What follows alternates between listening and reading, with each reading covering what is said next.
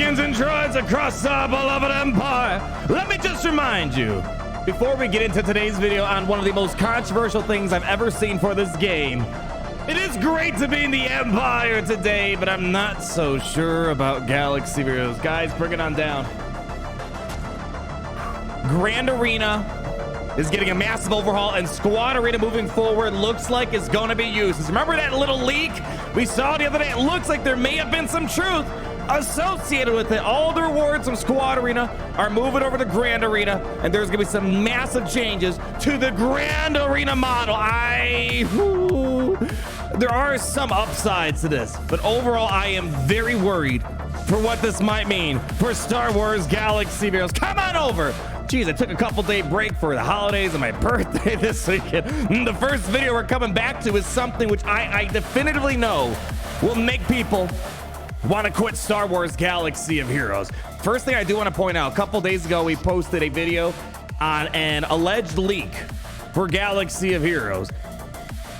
And look at this right here. I don't know if this means the rest of this is true, but this was a very specific thing in this leak the other day, and it's coming to fruition. Apparently, they are heavily considering getting rid of the arenas and creating some sort of daily tournament type activity, and they are also adding heavy crystal rewards to GAC, and that's exactly what this is that we're about to see here. Developers are actually going to host a Q&A on December 2nd because I think they know there's a lot of intel to unpack here, and they might be worried as well about the response from the community. This is a long post. Buckle down.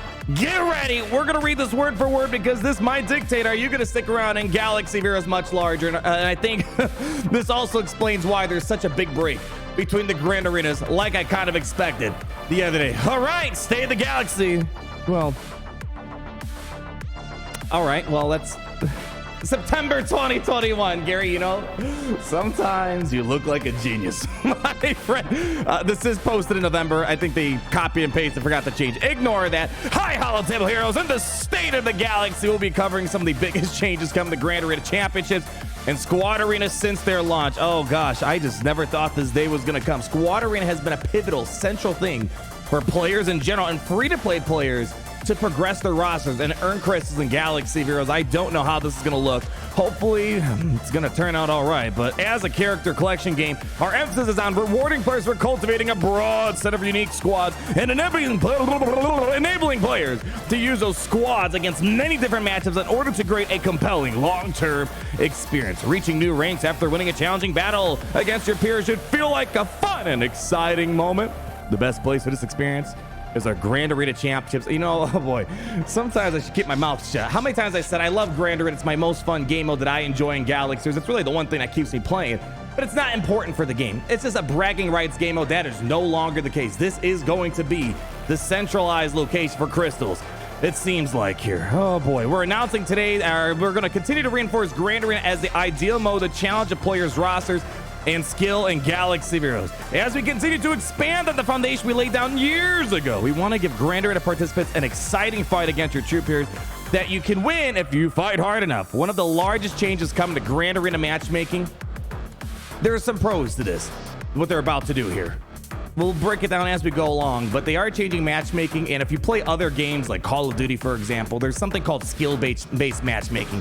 Seems like they're implementing skill-based matchmaking, and from my experience, the directed video gaming division, playing other games that have skill-based matchmaking, extremely controversial. You get easy games, and all of a sudden, you're sweating your kahunas off. In a match, Grand Arena looks like it's going to get super sweaty very shortly here. Matchmaking will extensively be reworked to be based on a ladder system with league changes occurring at the end of each season instead of throughout.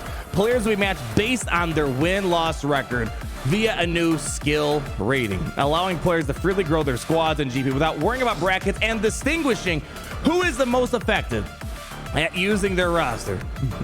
We'll see how that pans out. From my understanding, when they test this out, they're doing such a small population. And who knows if they're actually getting like unbiased, like clean, like pure feedback on this stuff. But we're going to be testing it out, it seems like. These changes set the stage for a very important update. And here is that thing that we mentioned earlier. Crystal rewards will move from Squad Arena to Grand Arena, and I honestly don't know what the purpose of Squad Arena is, except it looks like they're adding some gear to it, which just sounds like it should be nice. This is a huge change for Galaxy Heroes, and there are many parts of Grand Arena that will be updated to smooth over the transition between these two very different structures. There are many smaller changes to Grand Arena, such as timing for payouts. Compared to the arena, one thing about Squad Arena that you can definitely say is a negative, you need to be within a 1 hour window time to climb and get the maximum payout, where this sounds like you have more of the whole day to kind of climb. I say that lightly, you'll see what I mean, to get a better crystal payout. So it's something that's more all day rather than just a small hour that you might be too busy for. Keep moving on here. Oh boy, there are many smaller changes to Grand Arena, such as timing of payouts compared to Arena, that will need to be adjusted to keep crystal rewards flowing at a similar rate and account for players who are not able to access Grand Arena yet. Here is, they say there's a lot of information to digest on the forums. December 2nd, they're going to host a Q&A. Feel free to hop over there. If you can't make it, I'll make sure to give you guys a summary, because this is very important. So matchmaking. Right now, there's a lot of hoodoo voodoo with matchmaking, and the general consensus, it looks like your top 80 or so inside of your roster. Now it's going to more so look at how good are you with your roster versus other people, which leads into the skill-based matchmaking. First, let's dive into how matchmaking system will be reworked, as it will impact many of the other changes that are discussed below. Oh boy, one of the biggest problems is that people get matched up with Galactic Legends, and they don't have any Galactic Legends. And post Great Nerf of 2021, back in September, August, whenever it happened, it's very hard to beat Galactic Legends with non-Galactic Legends. I don't know if this is going to resolve that, but let's keep reading here. Grand Arena will now use a more traditional ladder system based on skill rating, what I call skill-based matchmaking. This means that your progress in Grand Arena is now detached from your GP. As I said before, it was like top 80 characters, and you will climb the ladder over time instead of trying to reach the top each season. Each season will still last 4 weeks, but players will now only move between leagues at the end of each season, and division changes can occur after each event. Very different. Let's keep reading. Hopefully it'll make more sense. Upon entering a new GAC, players will be granted a starting skill rating based upon their GP. So it starts off by GP, but then initial seeding of league and divisions is then based upon the skill rating. After that point, skill rating will only be updated throughout wins and losses during a GAC. Moving on though, your skill rating will be adjusted after each event, and the group of opponents you face will be matched based on your skill rating. All players that finish the season in Division 1, the top 10% of the league, are promoted into the next league up. And players in Division 5 of their league, the bottom 10%, will move down. Note, you will not face another player outside of your league. So if you're inside of the Division 5 or a Rhodium tier, you shouldn't be fighting people in Kyber. That's how I'm understanding this. Our goal with these changes is to build a better playfield where all players can compete against more appropriate opponents to create better and more exciting matchups, while reducing the incentives for sandbagging or joining and not participating. That does happen a lot. If you join, and how many times do we get people that show up and they just play max out defense and they don't ever show up? Sounds like it's not going to happen. If I'm having a high skill rating, the skill-based matchmaking is going to put me up against some very sweaty players out there here. Moving on though, the new matchmaking system will improve over time as it more accurately reflects your skill given your roster after an event or two, but ultimately Kyber League should represent the very best players in the game who use their squads at their fullest. And actually, let's pop this cookie open right here. Gary, can you zoom it on out here? So here you go. You got a little sneak peek of what it's going to look like right here. You got your Carbonite, and you got all the individual leagues, I suppose, down there. You got Bronze in all the leagues, and Kyber, it's got all those big leagues right there. Ooh, man, I'm very worried. Very worried on how this works. But here's the championship structure. So you got these multiple events here. A Grand Arena season consists of a 4 one-week-long event, and a match made up of a group of 8 players competes in each weekly event. Each event has a 24-hour join phase, and players may only join the event during this phase. Afterwards, there are 3 rounds, each consisting of 2 24-hour phases, the defense phase and the attack phase. So it sounds kind of like what we've been used to before here, but let's keep moving on here. Ooh. I don't know about you guys. I got a lot of weird feelings about this right now. Scoring changes. So how are you going to get scores? So based on my initial review of this, feats no longer contribute to you progressing from a Rhodium to Kyber to Carbonite, or out of Carbonite. Instead, they're kind of focusing more on a few other things here. So let's just go ahead, read down here. As you're going to see, you're going to get points based off of actual performance, not other little finicky little things. There are always some weird things like feats, like use Darth Vader with Qui-Gon Jinn or something like that. Things that really made no sense, or even in the scope of a game, you're not really going to put Qui-Gon of Darth Vader in a very competitive setting right here, which might cause you a loss and a grand arena right here. So here they show you the old comparison versus the new one. One thing to note is that they're changing some extra points. You're going to get 10 points for just your first attack, which is interesting, but okay, I guess it encourages you to get in there, at least do one attack at the minimum. Offensive win's the same. Looks like the win on attempt 1, 2, and 3 is also the same. How many banners you're going to get for surviving units per defeated opponent character. Now, this is very interesting. I said this should have been brought from Marvel Strike Force Alliance War. They have a territory war system where even if you lose the Grand Arena match or territory war, for example, but you killed 4 people out of the team of 5, you would still get points for those 4 characters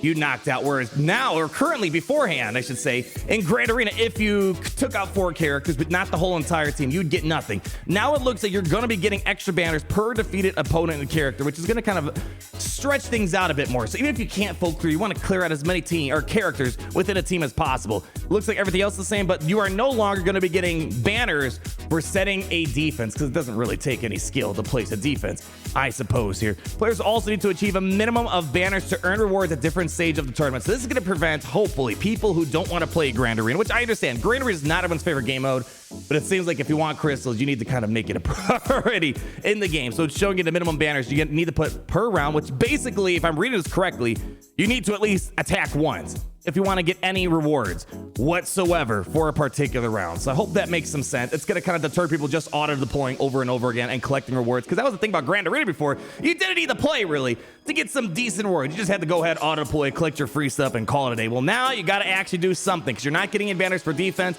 and you're not getting anything unless you're doing at least one attack on the offensive. And here are the reward changes right here. Jeez, what a... This is literally a whole entire SWGoH shirt today, with a large emphasis on Grand Arena and part of the moving Crystal Squadron. I'm baffled about Squadron. They're going to talk more about that in a minute here. It involves reworking how rewards are earned in Grand Arena. There are 4 types of rewards from Grand Arena. You got your daily reward, which is a brand new concept. So Grand Arena is going to get you basically your daily payout. End of a round, so when it's completed, end of an event. And then you have end of a season right here. And then players below level 85 who cannot compete in Grand Arena yet will receive additional crystals from just daily login prizes. And they're going to show you down below. For daily rewards, players will receive a daily Grand Arena reward package in their inbox. And these rewards are based on their current league and division. And the end of round rewards are based if you won your round event. Rewards are based on the player's final event placement with your win-loss record. And season payout is based on the player's final league, division, and ladder ranking here. And they're kind of showing you. Here's the crystal breakdown, apparently. Each reward type is broken out in greater detail below. But here's the overall crystal players will earn under the new system. All right, so here's my problem. Here's where the problem comes in, fight. We're getting to the heart of it. There's a lot of free-to-play players out there. You worked hard, and you're able to climb Squad Arena, cutting through all the galactic ledges. You maybe got Master Cut as your only GL, and you're able to climb, and you can get that sweet #1 payout, or whatever it might be. Might not be the case anymore. Might not be the case anymore. But as you see, let's just assume you're getting Kyber 1. On a daily basis, you're getting 260 crystals. When you win a round, it sounds like it is a lot of crystals. 900 crystals. If you're losing, you're getting 200 crystals. At the end of an event, assuming you're 3-0, you're going to get 750 crystals. So it seems like there's going to be a ton of crystals getting pushed inside of here, which is nice. It sounds like if you have a 2-1 record, you're going to get 500. If you have a 1-2 record, you're going to get 250. And at the end of the event, if you're 0-3, you're going to get 100 crystals, it sounds like. And at the end of the season, that's 2,135 plus crystals, which is a good amount of crystals. But here's the thing I want to point out. If you're a free-to-play player getting first place in Squadron, which isn't that unfeasible for a lot of people who worked hard over the years, you're getting what? How many crits? Like what? 500 crystals right now inside a galaxy of heroes. And that only takes what? I don't know, 4 days, give or take, if you're climbing up to #1 here. So this is where the problem's really going to come in. It sounds like you have to do a lot more work for potentially a lot less. And I'm hoping I am misunderstanding how this is working right here. And again, that was me looking at the very best rewards this new Grand Arena system is going to offer. I'm hoping I'm misunderstanding this. It's a lot to take in, and I think that's where the Q&A session is really going to help out here. Max a day over the season seems like 726. average per day is 552, and that's where, and again, that's the very most. I feel like I'm understanding this, where it seems like you're going to be getting probably less on a daily basis. If you were someone getting #1 free to play in Squad Arena, you need to at least be getting, it seems like, Kyber 3, Kyber 2 to kind of get back to that 500 crystals for free per day. And I hope I misunderstand this, because it seems like we're moving backwards. Seems like we're moving backwards. It's one of those things I'm hoping we're going to be a little bit more enlightened down the road with their Q&A session a couple days from now. Approximate daily average above are based on a typical GAC cadence of 4 weeks on a +1 week off. Total prize over 35 days here. All right, let's look at this daily rewards. With crystals moving to this mode, it's important that we keep the daily reward cadence and not require players to wait a week to receive all their rewards, which is something a little bit annoying about Grand Arena before. The new daily rewards from Grand Arena are based on your current league and division and will update whenever you change leagues and or division. These rewards continue to pay out between events. So that's nice. I was worried about this when I first saw the post. I'm like, oh no, we have to wait a whole week for rewards. You're going to be getting something on a daily basis, it seems like, per round pricing. Holy cow, we're not even halfway through. I hope you guys have buckled in and got a lot of Java Juice to drink here. With the current system, the winner and loser receives prizes at the conclusion of each of the 3 rounds in an event. These awards differ by league and division and now include crystals. Round wins become increasingly important at higher leagues and division, ensuring each victor feels more rewarding at this hard level of competition here. In addition to the above-mentioned crystal prizes, rounds will continue to pay out the existing championship token rewards. These remain the same in all leagues and division. 350 tokens if you win and 125 if you lose. And here's where the event rank rewards come in. End of event pricing has been generally upgraded. Man, how did I see this from a mile away? Once we started seeing Grand Arena Omicrons, I'm like, who's going to do that? Unless there's something important with Grand Arena. Well, this is going to be super important. End of event pricing has been generally upgraded. In addition to its prior rewards, end of event pricing now includes Chris as well, a significant portion of the prior promotion and end of season rewards.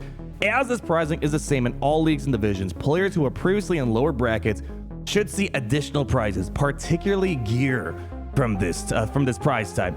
Crystals from this prize type are particularly significant in lower leagues and divisions where they make up a larger share of the total crystal available. This is intended to help strong players in these leagues feel rewarded and be able to accelerate versus their immediate peers. And here's where you're seeing some other rewards. So if you're rank 1 after the end event, 750 crystals right there. 3 Zetas, 4 Omegas, 2 Mark III ability bands. Some mod slicing material, some guild event token currency, which is a bit interesting, and a lot of other random gears such as Carbantes, stun cuffs, stun guns, Mark V droid collars. So again, holy, I never thought this day would come where Grand Arena had give out so many crystals. And the big hula right here. End of season pricing. End of season pricing has been updated in a format that reflects the changes to leagues and divisions, as well as adding crystal prizes. Kyber 1 division sees additional by-ranking prizes to reflect competition at the very top of the ladder. So here you go. At the end of a season, if you're within rank 1 through 50, you're going to get 2,500 crystals. So for me personally, let's see. Usually we end up somewhere between 51 and 250 inside of Kyber. So I'd be getting 2,400 or 2,405 crystals at the end of an entire season. But again, it's more what I'm worried about here. The people who aren't might be getting maxed out prizes. And if you're someone that, I just think at the end of the day, if you're someone that's able to climb high in Squadron, it feels like you're going to lose out on crystals here. And again, let's just wait until we actually get more clarification and see it in action. I don't want to scare people off too much, but the initial tactile scanner reading, it's not looking good. And here's where Squad Arena comes in. It's going to be it seems like it's going to be a useless game mode. I'm hoping maybe at least for testing purposes when I do a stream, they could take away the crystal refreshes, let me play as much as possible. That'll be an upside for me as a streamer, but as a person who enjoyed Squad Arena for the crystals, you're getting gear at least out of it. So while Squad Arena is no longer providing crystals as rewards, this mode will still be a valuable mode for many players to engage in. Okay, well, Squad Arena now has a focus on helping lower power players get ready for Grand Arena. To this end, Squad Arena shipments now contain earlier gear for Squad Arena tokens that is disproportionately needed by newer players. Keep moving on. We expect players to graduate their focus to Grand Arena as soon as it's available, with the additional gear from Squad Arena is still available. We're building up your roster, and this definitely is mostly a low player thing. No stun guns, it seems like no Carbantes. It's very much so low stuff that you can be doing. If I'm scanning this correctly, some of these might be helpful potentially for relic scrapping, if that's something you might be looking forward to here. But overall, it's not going to be a place to get Kyrotech, for example. Very much so for low-level players under level 85. But otherwise, I don't know what the point of this game mode is. It seems like if you're under level 85, all right, it's going to be helpful. Beyond that, unless they somehow truly make it into a sandbox where you can play against anyone for free, no crystal refresh between battles, I don't see a reason why I would play this anymore. I really don't. I'm surprised they're doing this. I've been playing this game since 2015, and I remember still being in the back of class. I was taking a late night calculus 3 or whatever it was, and I was like, oh, I gotta climb. I'm using my droids, climbing up. I remember the grind for it. I don't know about this anymore. Oh, man. Anyways, additionally, players who are below level 85 who cannot access Grand Arena, daily activity rewards for players below level 85 have been increased by 50 plus crystals. So it's going to help you get some more crystals, but doesn't seem like it's going to be nearly as many as Grand Arena might be. How will this change my experience? And this is the big kicker that I think we're all kind of waiting for. And again, this is from CG's perspective. We as players have a different view on things like this. They got to somehow spin it, but we're right now in the no spin zone aboard the biggest and deadliest Star Destroyer. I'm sure there will be a number of questions along the lines of how does this impact me and my daily gameplay. At a high level, the average player participating in Grand Arena should earn around the same crystals or slightly more than before these changes, but there will still be an incentive to reach as high of a league as possible to increase the amount of crystals that you can earn daily. Time will tell if that's true. For players who aren't ready for GAC, crystal rewards below 85 have been increased. We already talked about that. This will be close to the same inflow of crystals that you have received previously on average from Squad Arena. An average, okay. I don't know which average they're looking at here, but let's keep moving. Note, there are many ways that players can reach a given galactic power. One player might have a very broad roster, and another might have a streamlined roster with a galactic legend. Because of this, in previous GAC, players might face mismatched opponents. And if this is true, this is going to be great for matchmaking. In this updated GAC, skill rating will rapidly update over time, allowing more balanced battles. However, please note that it will take a few runs on the new GAC to balance out this system. So if this is true, if you're someone that has 1 GL and you're going up against 5 or something crazy like that, it sounds like it should address this. Time will tell. It sounds okay in theory, but it's hard to see the actual realization of it. In terms of crystal rewards, player players will see a general improvement, many, not all. Very specific with the wording, it seems like. For new players, Grand Arena now gives a large number of players a clear path to growth. Existing high-power players should see a similar rates on average with an increased ceiling of potential maximum prizing. Jeez. Additionally, when these new changes launch, players who had a high squad rank for their age should be able to perform well versus initial by GP seeded peers.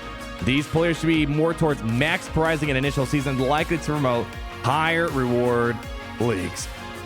So they're showing numbers, you know, trying to show some comparisons, how you might be doing more so compared to then and before. I don't know if these numbers are true. It's like, remember way back when my favorite graph was like, hey, they're like, hey guys, look, we are easing the gear crunch, and there was no X or Y axis indicators, and it was just this line going slightly up, but there was really no, without X and Y indicators, it doesn't help you out whatsoever. I'm hoping this is gonna be one of those where we're just trying to show some numbers and make you think it's gonna be better. I'm hoping it is gonna be better at the end of the day, but still, oh man, it's gonna be rough. Here's gonna be your layout for Squad Arena or Grand Arena. Teams, you gotta place 11 squads, 2 fleet and Kyber. If you're in Erodium, 9 squads, 2 fleets. And as you can see, it kind of goes on and on. Here's a 3v3 breakdown. Let's read the close before we give final thoughts on my end.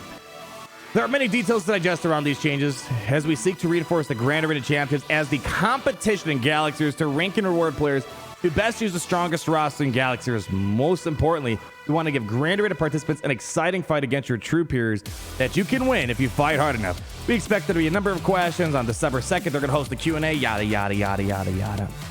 All right, well. At the end of the day, we kind of got to wait and see how this works out. I'm not sure how comfortable I am with this. Some people just like doing their few battles in Squad Arena and getting to 500 crystals a day. Even if, let's just assume these numbers are true, that the before and after crystal difference is going to be not different, and maybe you do a little bit better crystal-wise. Assuming that's the case, the amount of effort you got to put in it seems like it's definitely going to go up. It seems like it's definitely going to go up more so than before, where some people do maybe 5 climbs at most within an hour. This is more of a long marathon type based thing. But let's look at some upsides here that I know I see a lot. One of the biggest complaints I see of Squad Arena Mafias. People call it mafia shards, where if you're not in with the click, people try to box you out on a top end rewards, because these people you're in at the squad arena shard, you're with them for life. And if you guys aren't on good terms, there are some people. Luckily, I'm in a very nice squad arena shard. We don't have problems like that. I've known these people since 2015. A lot of them fantastic. And the other thing is going to be nice, I guess. I've ran into this a few times. You know, there's sometimes a gentleman's rule, a gentleman's agreement that you only climb during your payout. Sometimes I climb a little bit earlier. Sometimes I climb a little bit later because I get busy or whatever. And sometimes I might accidentally knock down someone who's climbing. And then, you know, some people get frustrated. Hey, why are you hitting me when I'm climbing right now? Your payout's not for another 5 hours. I've had one person complain that their payout was in 20 hours. Why did I knock them down? So it does happen sometimes. With this new system, you can't collude, is what I'm trying to get at. There's no colluding in Grand Arena or Squad Arena anymore. In fact, Squad Arena seems pretty much worthless for someone like me, unless I'm able to test out characters in this game and it turns into more of a sandbox. But otherwise, it's going to be low gear for newer players. Doesn't seem that helpful beyond that. I'm just worried about these changes here, guys. I was really hoping that alleged leak was fake. It's turning like it's got a granular amount of truth. I wonder if that means the Nihilist Ravager is true, as well as the Qui-Gon Omicron, as well as the Star Killer initial impressions. We have a lot more that's going to be unpacked here shortly. I'm going to stop the video there. This is a very long State of the Galaxy breakdown. You guys know what I'm going to do. I love sitting back and seeing what you guys are thinking. It helps me form additional opinions. Maybe a lot of you guys are a big fan of this. For me, I've always been a fan of Grand Arena. It's been my favorite game mode. So I think maybe for me, as someone who's a freak, we've been nailing Kyber for years now straight. I don't think we've ever broken a Kyber streak in a very couple years, long time. So for me, I think it's going to probably benefit me as a player, but I'm worried about the average person that's out there. You guys let me know down below in the video description. Thank you so much for watching. Fingers crossed this isn't as bad as I think it might be, but we'll find out as time progresses. Like, comment down below, and subscribe so you're not missing a thing. And I love you guys, but you guys always know, aside from that, it's great to be in the Empire today.